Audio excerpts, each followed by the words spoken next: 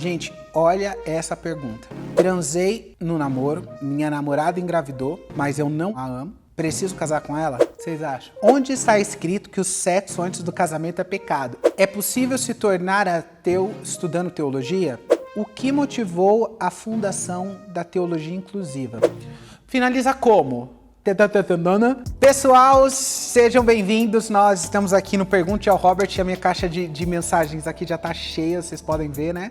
Já esperando. E vocês sabem que estou aqui pronto para poder fazer as respostas do Pergunte ao Robert, o nosso quadro semanal. O tema dessa semana vai ser teologia, mas, se você se lembra, ficou uma pergunta sem responder na semana passada, que foi o que eu acho sobre adoção por crianças de casais homossexuais.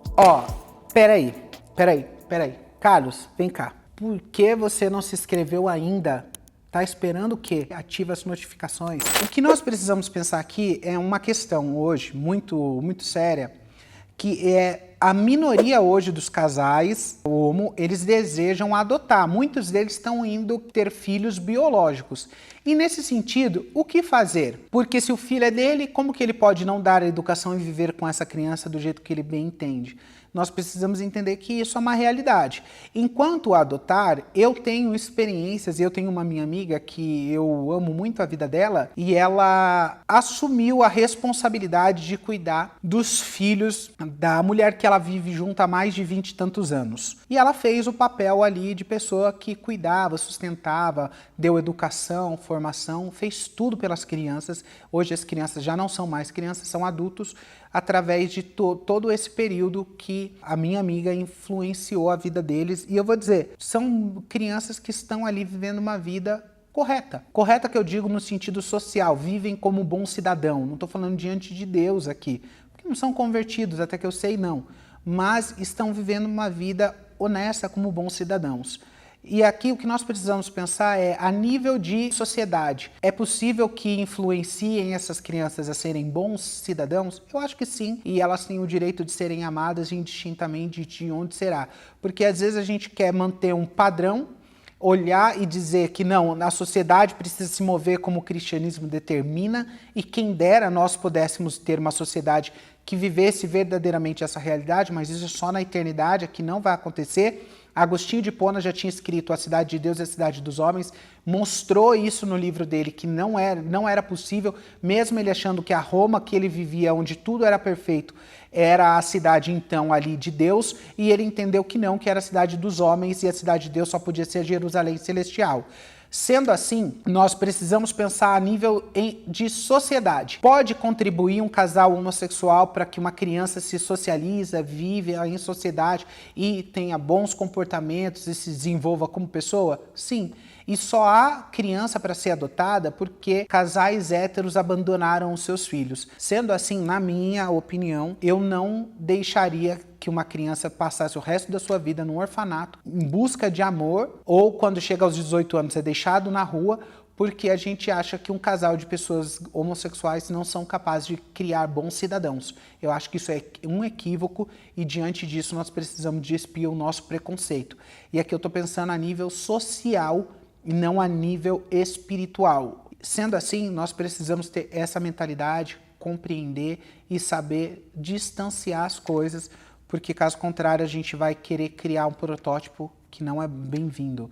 Ou a gente vai tentar criar uma dificuldade, e só quem sofre são as crianças por conta de não terem como viver uma vida mais confortável. A pergunta é, qual foi a parte da Bíblia que não foi inspirada por Deus? E aqui é nenhuma. Toda a Bíblia é divinamente inspirada e ela é útil para instruir, para exortar, porque toda a palavra de Deus ela é inspirada. O que acontece é que as pessoas hoje querem criticar a Bíblia como sendo palavras que contêm a palavra de Deus e não que seja a palavra de Deus, e que não é ela inspirada de capa a capa, porque eles estão olhando que o autor escreveu ali sem essa inspiração, né? Ele escreveu aquilo que ele estava vivendo sem a intenção de estar escrevendo algo como se fosse psicografado. Não é isso que está acontecendo, mas é que Deus decidiu criar esse cânon bíblico justamente guardar ele durante os séculos, manter ele incorruptível, para que chegasse até nós uma forma de Deus se comunicar na revelação de forma especial e assim a gente conhecer mais de Deus. A crítica é porque depois do movimento iluminista, a gente vai vendo pessoas que vão levantar altas críticas aos textos em si. E por isso que eles estão olhando para a Bíblia como um livro, um texto, e criticando ele a partir da cultura vigente daquele momento. Por isso que eles dizem que ela não é inspirada, mas ela é escrita por homens. E sendo assim, eles tentam encontrar falhas e erros, mas a gente tem muitos teólogos, pessoas honestas, que vão fazendo o contraponto e demonstram que o que eles estão fazendo é só uma especulação e não um fato histórico, não é mesmo? Você não consegue encontrar. A Bíblia, ela tem uma coerência total em todos os livros e é por isso que você pegar uma biblioteca de 66 livros e encaixar ele e ela toda se comunicar e ela toda não ser excludente e ela toda ser coerente é um milagre, só Deus podia fazer isso. E se Deus criou o universo, se Deus fez todas as coisas, se Deus fez tudo pelo poder da tua palavra, vocês acham que Deus seria incapaz de manter um livro ou uma biblioteca, como é a Bíblia, intacta durante os séculos? Obviamente que não há impossível a Deus. Próxima pergunta é: o que significa o não julgueis da Bíblia? O não julgueis da Bíblia hoje, quando a gente vê as pessoas falando não julgueis, elas estão dizendo o que com isso? Não fale contra as minhas práticas e os meus pecados, porque você não tem o direito de fazer isso. Então não julgue. Só que em contrapartida a gente tem vários outros versículos da Bíblia que vão dizendo que nós precisamos julgar segundo a reta justiça. Nós vamos ver que nós temos que colocar sim em análise o que está acontecendo e precisamos demonstrar sim o que está acontecendo aqui. O próprio Jesus, depois desse texto, logo na frente, já julga ali falando algo contrário, nesse mesmo texto, aquilo que as pessoas estão dizendo. Então, parece que é incoerente aqui. Não julga, mas depois julga. E é isso que está acontecendo. Por isso que nós precisamos ter atenção. Porque isso aqui são frases que são usadas hoje como senso comum. Então, as pessoas que querem se colocar num lugar hoje de encerrar o discurso vão falar, ai, não julgue. Mas eles não julgam, mas vivem julgando. Eles não falam, ai, você não pode criticar, mas eles vivem criticando. Eles falam, você tem que orar, mas eles não oram por ninguém. Então, isso aqui é só lorota. Você viu uma pessoa escrevendo não julgue, quer dizer que o pecado dela está doendo dentro do coração dela, mas ela não quer abrir mão do seu pecado, ela quer justificar isso através de pessoas que vão falar coisas que agradem o coração dela. Onde está escrito que o sexo antes do casamento é pecado? Essa aqui eu vou deixar passar. Tu é uma moça casada aí, eu sei, hein? Quando a Bíblia diz que o sexo antes do casamento é pecado, a gente precisa voltar lá em Gênesis para a gente pensar qual que é a dinâmica que Deus propõe para uma pessoa quando ela vai casar. E a primeira coisa que ele deixa ali como uma descrição do que é feito é: deixará pai e mãe e se unirá à sua esposa e os dois se tornarão uma só carne. O pressuposto inicial é deixar pai e mãe para que os dois se tornem uma só casa, ou uma só carne. Agora, é interessante o nosso dia porque as pessoas querem fazer o inverso. Querem se tornar uma só carne, não deixar pai e mãe e continuarem a sua vida. Quer dizer que elas só querem satisfazer os seus desejos e não sabem nem se vão casar com essa pessoa. Quer dizer, a pessoa não sabe se vai casar, mas quer ter o corpo da outra pessoa. E isso me parece mais uma busca por prazer do que qualquer outra coisa. E aqui a gente já fere a centralidade. E Jesus, em Mateus 19, vai falar também a mesma coisa, dessa dinâmica de como é o casamento, de como ele é dado. E é por isso que a gente entende que o sexo acontece depois do casamento. Deixa pai, deixa mãe, se una com a sua esposa e se torne os dois só uma só carne. Esse é o mandamento. Sendo assim, nós temos a justificativa aqui de que o sexo é depois que nós deixamos pai e mãe e nos unimos em matrimônio. Gente, olha essa pergunta. Transei no namoro, minha namorada engravidou, mas eu não a amo. Preciso casar com ela? Vocês acham? Porque aqui, o que a gente precisa pensar? Quem está fazendo essa pergunta, na minha concepção, não nasceu de novo. Porque não entendeu que a responsabilidade e a diferença entre um moleque e um homem é a responsabilidade. Quer dizer que você é responsável por transar com alguém e engravidar essa pessoa, mas agora você diz que não ama essa pessoa, mas quando você desejou ter o corpo dela, você teve. Então, para mim, essa pessoa é um moleque. Porque ainda que essa pessoa não ame hoje, na minha opinião, ela deveria orar a Deus, buscar a Deus, se sacrificar, morrer para os seus desejos que ela não fez, para que essa mulher viva uma vida de qualidade, digna, e esse filho também tenha a possibilidade de viver dignamente para a glória de Deus. Só que a questão central aqui dessa pessoa é que ela não é crente, não nasceu de novo. Então, se você está me ouvindo e fez essa pergunta, a minha resposta para você é: se arrependa dos seus pecados e nasça de novo, porque você não é crente. É possível se tornar ateu estudando teologia? Eu vou dizer para vocês que sim.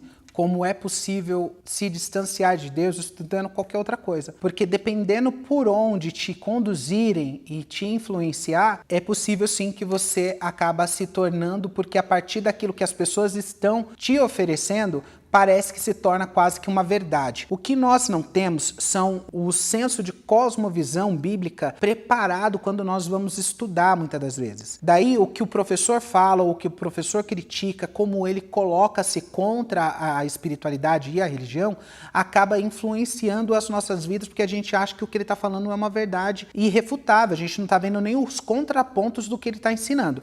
Como nós temos muitos professores em várias áreas que eles são mais doutrinadores do que professores, e isso aqui também no campo da teologia, eles acabam influenciando as nossas vidas para o lado que eles desejam sem que a gente tenha atenção. No meu caso, eu tive um professor de hermenêutica bíblica, eu tive 2 professores, um hermenêutica 1, no outro na 2. O da hermenêutica 1 era um cara um pouco mais sério, o outro era liberal. Então, numa aula com muitas horas, ele falou 80% da aula, ele criticou a inspiração da Bíblia e disse que a Bíblia não é a palavra de Deus. E durante muito tempo ele ficou ali e eu fui criticar isso porque eu já conhecia a teologia, eu fui criticar isso e os alunos todos ficaram a favor do professor por isso, porque eles vão aprender sem ter um domínio, um conhecimento básico ou um conhecimento mais profundo, e eles acabam recebendo tudo aquilo ali de uma forma onde não há questionamentos, que não era o meu caso.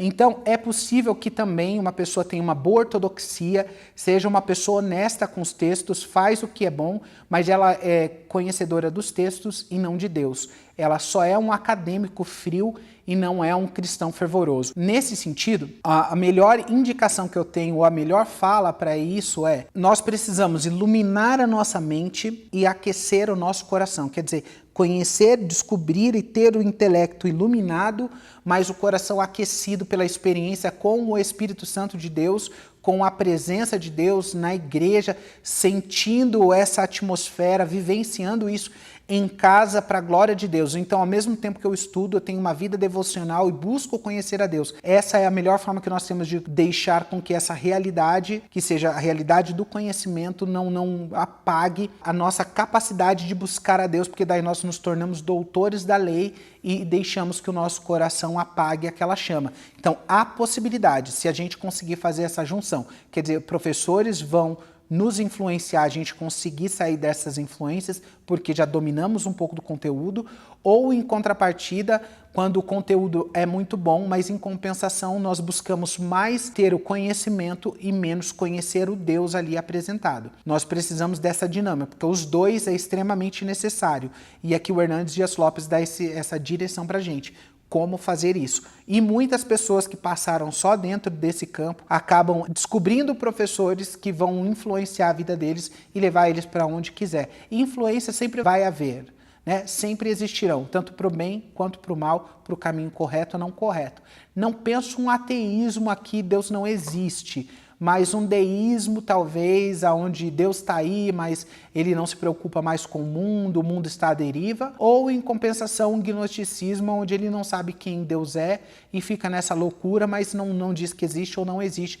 Também são possibilidades. Nós estamos aí na vida, nos desafios, mas ter pessoas, amigos, pessoas maduras, que sempre que a gente achar que o nosso coração está ali fraquejando de um jeito ou do outro, trazer essas pessoas para perto para a gente ter momento de comunhão, de oração e a gente recarregar as nossas baterias, eu acho que é um bom caminho. Isso seria um desencorajamento para as pessoas estudarem teologia? Não, jamais. A teologia ela tem uma finalidade. Eu tenho um vídeo aqui para vocês que, se não sair antes desse daqui, vai sair depois desse, que é falando só sobre a teologia. Então não, nós precisamos dela porque ela vai fazer com que nós conheçamos mais de Deus.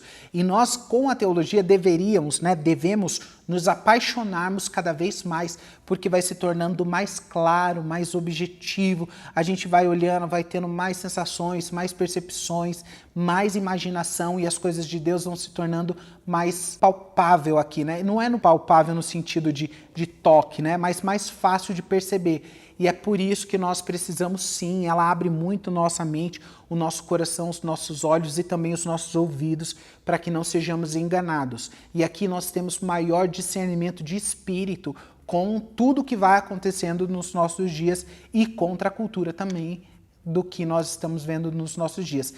Todas as pessoas deveriam ser teólogos. A próxima aqui é: me explica como se deve honrar os pais. Isso aqui é algo muito difícil da gente dizer o que seria honrar esse pai e essa mãe, porque a gente tem poucos detalhes, né, bíblicos aqui para a gente tira ensinamentos de momentos, de coisas que vão acontecendo ali, mas específico ali a gente tem só o honrar. E eu acredito que passa mais numa questão também para a gente pensar de forma cultural. Mas o honrar para um filho pode ser ajudar os pais financeiramente. Um honrar para um outro filho pode ser dar mais atenção para os pais e gastar mais tempo com os pais na sua velhice. Então, isso aqui, como a gente vai enxergar isso, é muito relativo. E não estou relativizando aqui no sentido relativista de tratar, cada um faz do seu jeito, biblicamente dizendo. Mas é porque a gente vai ter mesmo como no seu coração se manifestar e colocar os seus pais sempre em lugar ali de precisa da sua atenção, do seu cuidado e lembrar também de estar disponível para eles. Por quê? A gente sabe que quando você casa, criou uma outra família, você vai viver a sua vida. E às vezes a gente tem filhos, por exemplo, que moram no mesmo bairro que os pais, mas não são tão próximos, e filhos que moram distante e que são mais próximos, ligam, estão junto, conversa, participa. E isso é uma forma de honrar. Desonrar o seu pai seria se você ultrapassar o limite, aonde os seus pais são autoridades e você tenta se impor, aonde você tenta ser mais do que os seus pais, aonde você acredita que você sabe mais ou domina mais, ou tem que ter mais opinião do que os seus pais sem entender uma regra de autoridade aqui que precisa ser utilizada nos nossos dias, que é esquecida na luta política. Porque a luta política coloca todo mundo em pé de igualdade, não é igual. Os nossos pais são honrados na medida que nós encontramos e sabemos que eles são autoridades sobre a nossa vida. E como autoridade nós respeitamos, honramos, amamos, servimos, porque sabemos que é bênção para as nossas vidas honrar os nossos pais e as nossas mães, né?